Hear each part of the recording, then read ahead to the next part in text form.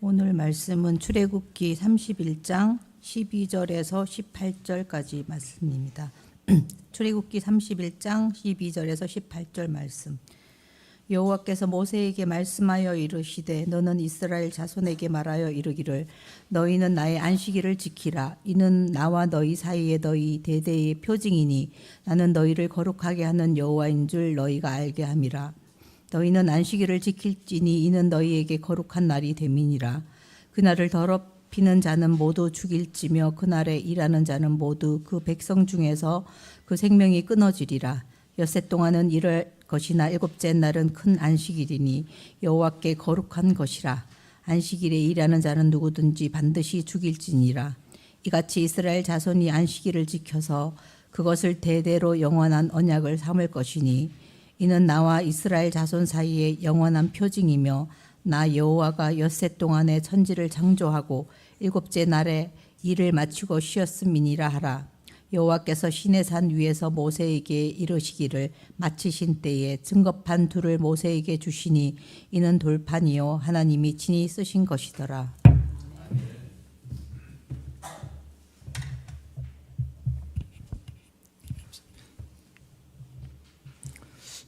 우리나라 사람들 특징 중에 어떤 물건을 살 때에 이왕 사는 거 좋은 거 사야지 이제 그런 심리가 있습니다. 그래서 어떤 리모델링 할 때도 또 교회 공사를 할 때도 이왕 지을 때 큰 돈 들어갈 때 이거 다 해야 된다 이제 이런 심리가 있죠. 예를 들어서 스마트폰을 이제 새로 사려고 할 때에 많은 사람들이 자기가 필요한 그 이상의 기능을 가지고 있는 그런 스마트폰을 사려고 합니다. 당연히 사놓고 그 기능을 100% 활용하는 사람은 그렇게 많지 않습니다. 최고급 사양을 샀습니다. 그렇기 때문에 당연히 금액이 비싸죠. 많은 기능이 포함되어 있죠. 그런데 정작 용도는 뭡니까? 전화 보내고, 전화하고, 문자 보내고, 카톡하고, 사진 찍거나 아주 간단한 어플 정도 사용하는 것밖에 되지 않습니다. 왜냐하면 이 폰이 원래 어떤 사람에게 최적화되었는지 그것을 생각하지 않고 사기 때문이죠. 그 결과 기능은 많은데 활용은 제대로 하지 못하고 보급폰보다 못한 그 정도의 활용에 그치다 보니까 결국 비싼 돈 들여놓고도 뭐라고 이야기하느냐면 아 이거 별로네 그렇게 말합니다.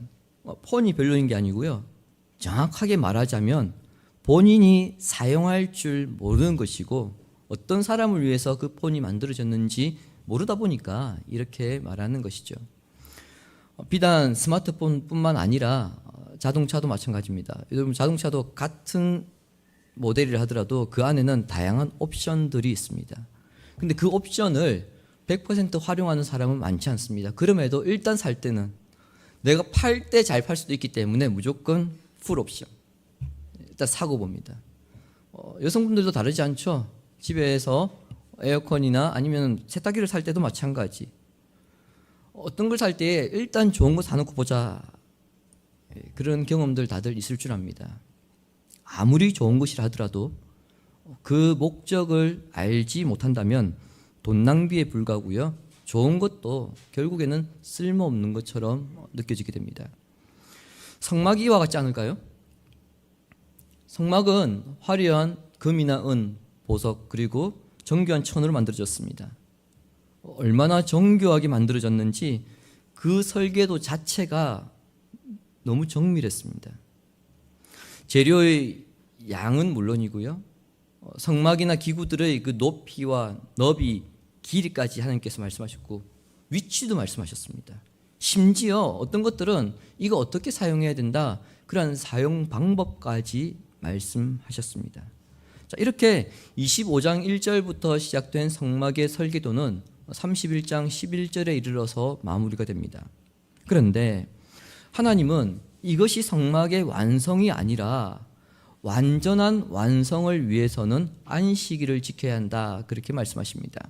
그렇게 할 때에 성막의 활용 점정이 된다는 것입니다. 그 이유는 성막을 주신 목적 자체가 안식일을 지키는 데 있기 때문입니다. 아무리 화려한 성막을 짓는다 하더라도 그 안에서 안식의 교제가 없다면 그 성막은 마치 최고급 사양의 휴대폰 사놓고 전화만 주고받는 것밖에 되지 않습니다. 따라서 성막 설계의 활용 점정이 왜 안식일이어야 하는지 이것에 대해서 본문에서 그 가르침을 살펴보고자 합니다. 31장 1절에서 그리고 11절까지 하나님은 성막의 설계도대로 이 성막을 건축할 두 명의 책임자 브살렐과 올리압을 임명하셨습니다. 그런데 13절에 들어와서는 하나님께서 갑자기 너희는 나의 안식일을 지켜라 이러한 명령을 주십니다. 이 말씀을 이스라엘의 입장에서 한번 생각해 볼까요? 브살렐의 그 총책임 아래 올리압을 비롯해서 그를 돕는 사람들이 함께 지금 이제 성막 건축을 막 시작하려고 합니다. 사람들은 우리가 하나님의 집을 짓는 것이니까 밤낮 없이 충성해야지 이런 마음 들지 않았을까요? 요즘은 교회당 건축한다고 해서 교회당 리모델링 한다고 해서 굳이 연차까지 써가며 그 공사에 참여한 성도들 찾아보기가 거의 드뭅니다. 없다고 봐야 되겠죠. 우리가 이미 돈을 주고 맡겼는데 왜 우리가 하냐. 괜히 우리 할 줄도 모르는데 가면 방해된다. 차라리 맡겨라. 그렇게 생각하는 사람들이 많습니다. 지금으로부터 한 50년쯤 되었을 때인데요.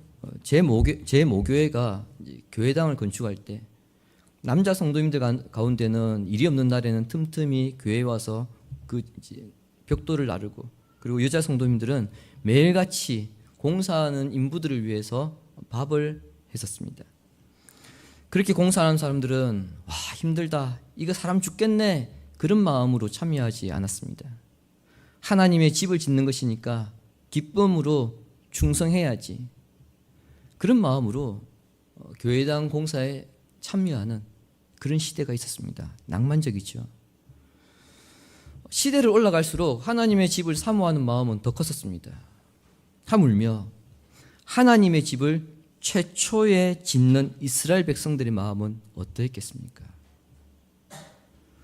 그들의 의욕을 우리가 가히 상상이나 할 수 있을까요? 밤낮 없이 부지런히 성막을 지어야지, 그런 마음으로 가득 찼을 텐데 하나님께서 단호하십니다. 아무리 거룩한 공사를 하더라도 안식일에는 너희가 사용하는 그 연장을 다 내려놔라. 이것은 어떻게 보면 우리와 역행하는 그런 말씀입니다. 왜냐하면 우리 같으면 어떻습니까? 지금 해야 될 일이 있는데 이건 도저히 안 될 것 같아요. 그러면은 주일에 성도들 많이 오니까 그때 일손 다 달라붙으면 그 금방 끝난다, 그런 마음 가지지 않겠습니까? 그러나 하나님은 13절의 말씀을 통하여서 하나님의 일을 한다는 핑계로 정작 하나님과의 관계를 소홀히 해서는 안 된다, 이것을 말씀하십니다. 이것은 공간의 거룩을 넘어서 시간의 거룩함을 강조하는 의미입니다. 무슨 뜻이냐? 성막은 하나님과 이스라엘이 만나는 장소죠. 거룩한 공간입니다. 근데 이 성막이 이스라엘 백성들이 광야 생활할 때 어떻게 이동하는지 한번 보십시오. 성막을 중심으로 해서 이스라엘 백성들이 이동했습니다. 멈출 때는요, 성막을 중심으로 이스라엘 백성들이 멈추었습니다. 가나안 땅 들어가서 어땠습니까? 실로의 성소를 세워두고 절기가 되면 이스라엘 백성들이 그 실로에 가서 그 성막에서 성소에서 제사를 드렸습니다. 솔로몬 시대에는 이제 예루살렘에 성전을 세우죠. 즉 성소는 고정된 장소에 있었고요, 그곳은 다른 장소와 구별해서 거룩하게 여겼습니다. 이스라엘이 어디 있든지 간에 그들은 하나님을 예배해야 하는 때가 되면은 예배하기 위해서는 거룩한 성막이 있는 곳, 성전이 있는 곳으로 가야 했습니다. 하나님께서 성막을 제작하라, 건축하라 하셨을 때는 다른 표현으로는 눈에 보이는 거룩한 공간을 만들라고 하신 것이죠. 자, 그렇다면 시간의 거룩함은 무엇이냐? 이스라엘 백성들이 광야 끝자락에 있든 아니면 훗날 가나안 땅에 들어가든 심지어 포로로 끌려가든 그들이 어디 있든지 간에 상관없이 하나님을 만나는 날이 되면은 그들은 하던 일을 멈추고 내려놓고 하나님께로 가야 했습니다. 그날이 어떤 날입니까? 안식일입니다. 결국 하나님은 성막이라고 하는 눈에 보이는 거룩한 공간을 주신 목적이 삶의 모든 시간을 거룩하게 하기 위함이라는 것을 오늘 본문을 통해서 지금 말씀하시는 겁니다.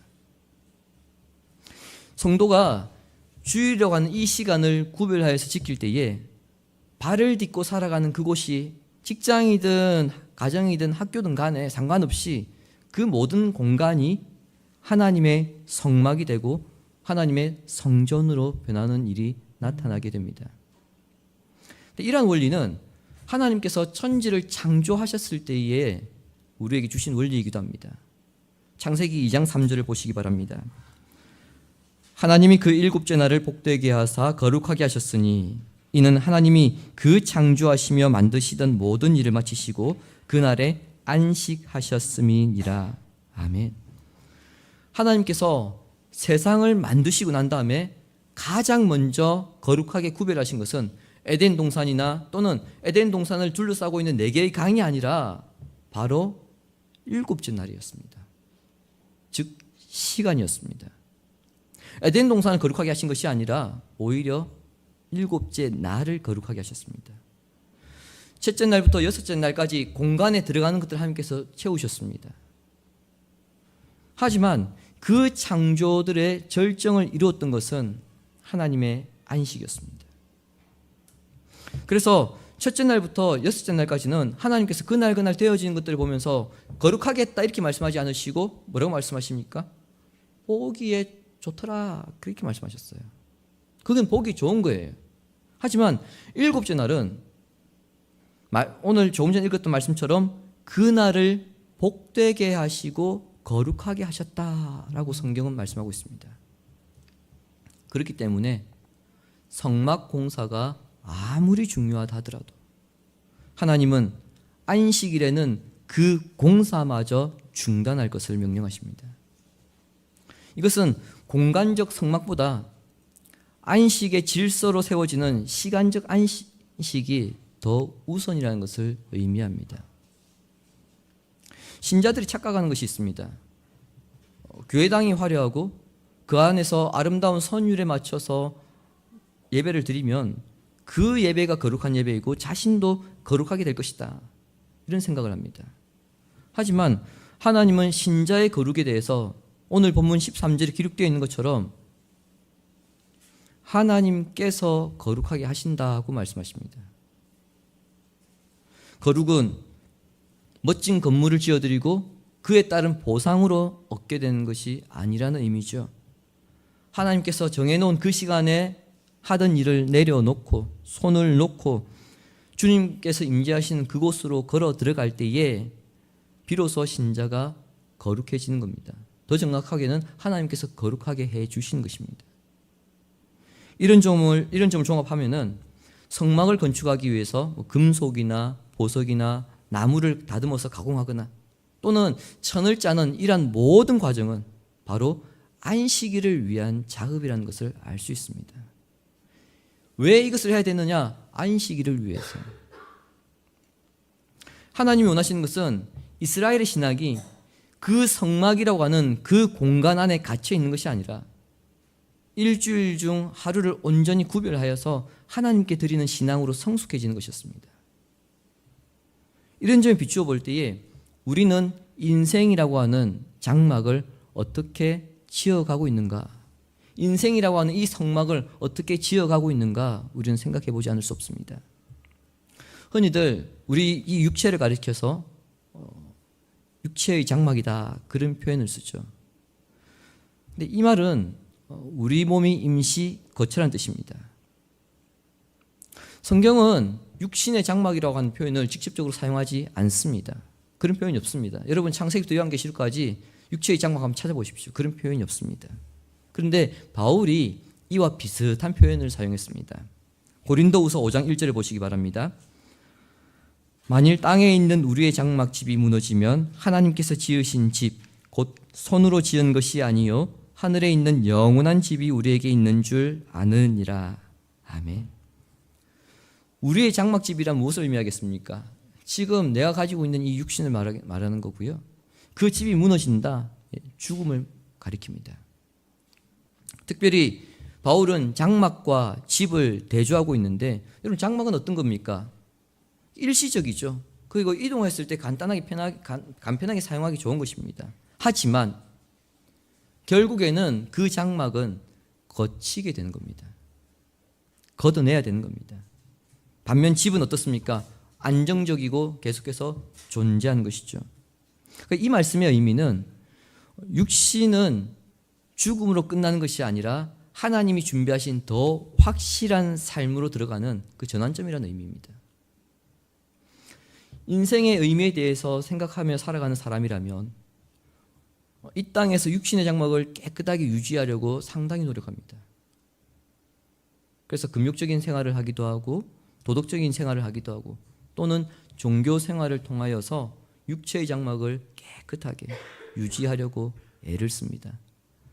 하지만 바울은 조금 전에 읽었던 이 말씀을 통해서 우리가 육체의 장막을 뒤집어 쓰고 있는 동안에 하나님께서 준비하신 더 확실한 삶을 준비하라고 가르칩니다. 따라서 성도는 육체의 장막을 입고 있는 이 시간이 거룩을 준비해야 하는 시간이고, 그리고 거룩하게 살도록 애써야 하는 시간이라는 것을 안식일 규례를 통해서 깨달아야 합니다. 동시에 하나님은 저항을 가르치기 위해서 안식일 규례를 주셨습니다. 지난 수요 성경 공부 중에 우리가 사무엘상 4장을 통해서 이스라엘이 블레셋과의 전쟁에서 법궤를 빼앗긴 장면에 대해서 우리가 공부를 했었습니다. 그때 고대 사람들은 신화에 빠져 있었다, 이 이야기를 제가 해드린 적이 있습니다. 우리나라에도 단군 신화가 있듯이 지금 한창 전쟁이 이루어지고 있는 이란과 이라크 그 지역에는 바벨론 신화가 있었고요. 그리고 그리스 로마 지역에는 여러분들이 잘 아시는 그리스 로마 신화가 있었죠. 그리고 우리 성경에 애굽으로 번역되어 있는 그 고대 이집트에는 이집트 신화가 있었습니다. 제가 신화를 언급하는 이유는 신화는 분명 너무 맹랑한 이야기입니다. 하지만 사람들은 그 신화가 가지고 있는 가치관에 젖어 살아가고 있습니다. 우리나라 사람들은 공통적으로 단군 신화에 젖어 있죠. 성도인 우리들은 그 단군 신화를 사실로 받아들이지 않습니다만, 많은 사람들은 우리가 단군의 자손이라는 것을 그렇게 믿고 무의식 중에 말하기도 합니다. 때로는 농담 삼아 어떻게 말합니까? 너 마늘 좀 먹어야 되겠다, 이렇게 말하죠. 무슨 말입니까? 너 인간 좀 돼야 되겠다, 그런 말을 하잖아요. 이런 얘기를 할 때 모두가 공감하는 것은 그 이야기가 예로부터 계속해서 전해 내려왔기 때문에 우리 무의식 중에 우리 사회에서는 인간 되려면 마늘 먹어야 되는구나, 왜? 우리는 단군의 자손이니까, 이런 신화적인 가치관이 깔려 있다는 겁니다. 마찬가지 이스라엘이 400년 동안 애굽에서 노예로 생활했습니다. 당연히 그들은 애굽 신화에 젖어 있지 않겠습니까? 이집트 신화에 젖어 있겠죠. 이집트 신화에서 인간은 어떤 존재냐면은 신이 세운 질서를 유지하고 그리고 심판받는 존재입니다. 신의 대리인이 누구냐면요, 애굽의 왕 바로입니다. 애굽 사람들은 바로를 신의 아들로 떠받들면서 그가 꿈꾸고 그가 이루고자 하는 세상을 위해서 죽도록 일만해야 하는 존재로 자신들을 여겼습니다. 그 가운데 노예 신분은 두말할 필요도 없죠. 이스라엘 사람들 스스로도 우리는 죽도록 일만해야 되는 존재다, 무의식 중에 그런 생각이 박혀 있는 겁니다. 그들에게는 쉼이 없었습니다. 노동은 그들에게 생존이었고, 너무 힘들어서 그 노동을 멈추는 순간 그들에게 채찍이 날아왔습니다. 심지어 그 채찍에 맞아서 죽는 사람들도 허다했죠. 바로의 명령이 무엇입니까? 벽돌을 더 많이 생산하고 더 빨리 만들어서 건물을 지어라. 이것이 바로의 명령이었습니다. 그 명령은 시브리 민족의 뼛속까지 새겨져 있었습니다. 눈을 뜨면, 아침에 눈을 뜨면 오늘도 벽돌 만들어야지. 그것이 그들이 가지고 있는 생각이었습니다. 그렇게 400년을 살아왔습니다. 이렇게 살아왔던 그들에게 하나님께서 어떤 명령을 주십니까? 성막을 지어라. 그런데 성막을 짓고 있는데 공사 도중에 7째 날이 되니까 멈추라 이렇게 명령하시는데, 이것은 이스라엘에게 야 너희들 너무 힘들었지 하루 쉬어, 그러한 단순한 휴식을 주기 위한 것이 아니라 애굽의 가치관에 정면으로 도전하게 하신 것입니다. 15절을 다시 보시기 바랍니다. 여섯 동안은 일할 것이나 7째 날은 큰 안식일이니 여호와께 거룩한 것이라. 안식일에 일하는 자는 누구든지 반드시 죽일지니. 앞서 말씀드렸듯이 성막을 짓는 것은 하나님을 위한 일이기 때문에 안식일에 더 많은 사람이 달라붙으면은 이 성막을 더 빨리 지을 수 있지 않겠는가 이렇게 생각할 수 있습니다. 하지만 이것은 하나님을 빙자한 더 빨리 더 많이 생산하라는 애굽의 가치관입니다. 하나님은 빨리 만들어라 그렇게 말씀하지 않으십니다. 더 많이 만들어라 그렇게 말씀하지도 않으십니다. 단지 하나님께서 말씀하시는 대로 만들어라 그렇게 하셨을 뿐입니다. 그 말씀하시는 대로 무슨 말입니까? 7째 날에는 곧 연장을 내려놓는 것까지 포함됩니다. 하루 쉬면 공사 일정 늦춰지는 거 아닙니까? 괜찮아. 근데 쉬어. 왜? 7째 날이니까.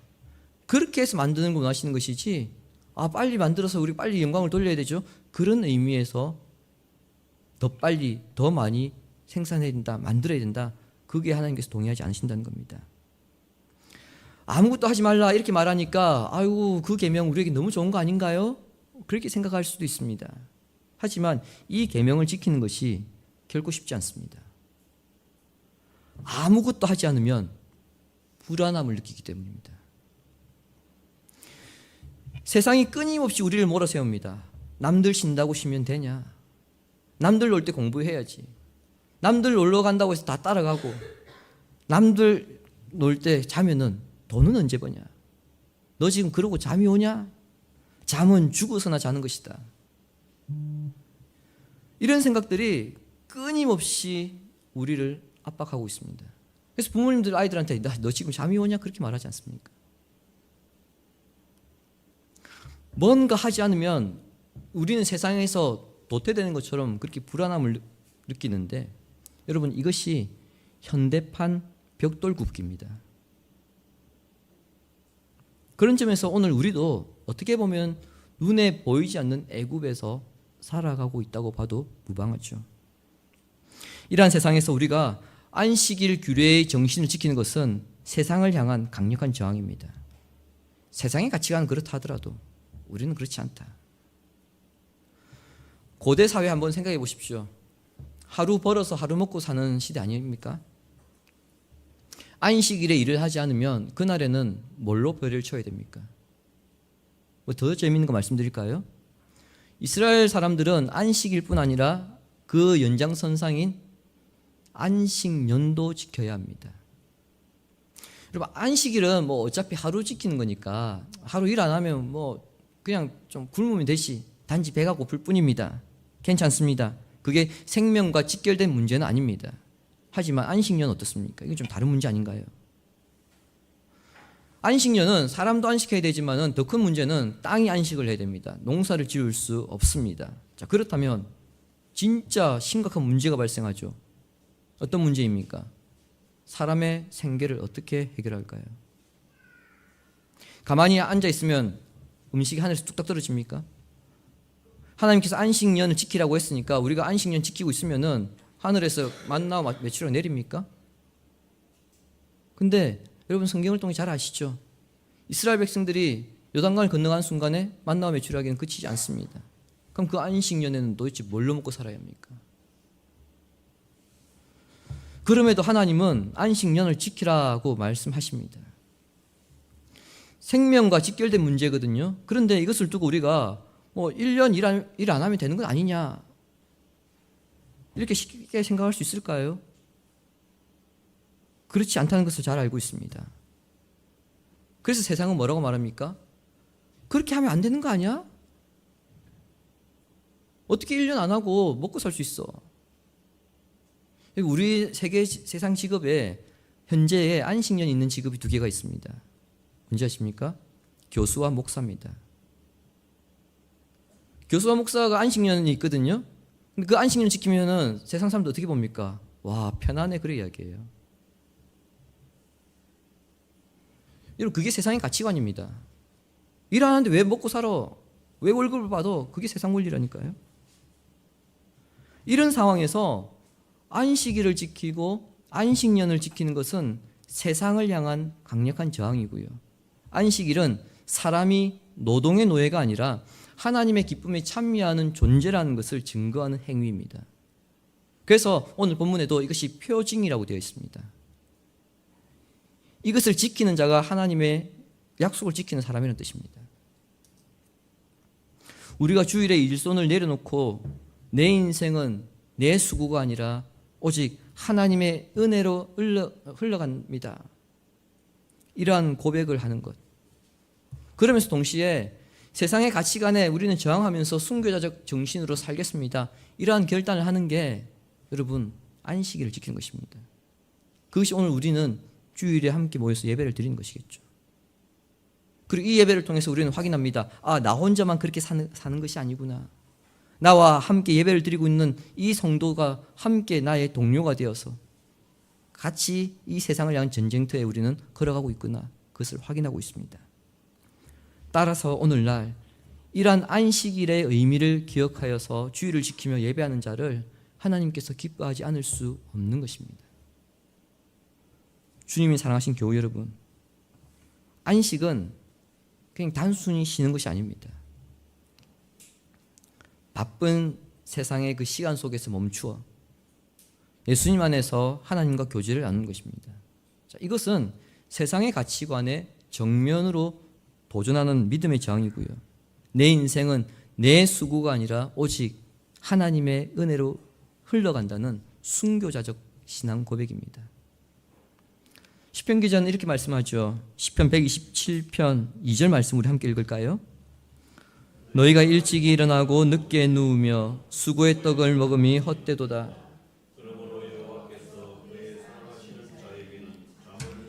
도다. 아멘.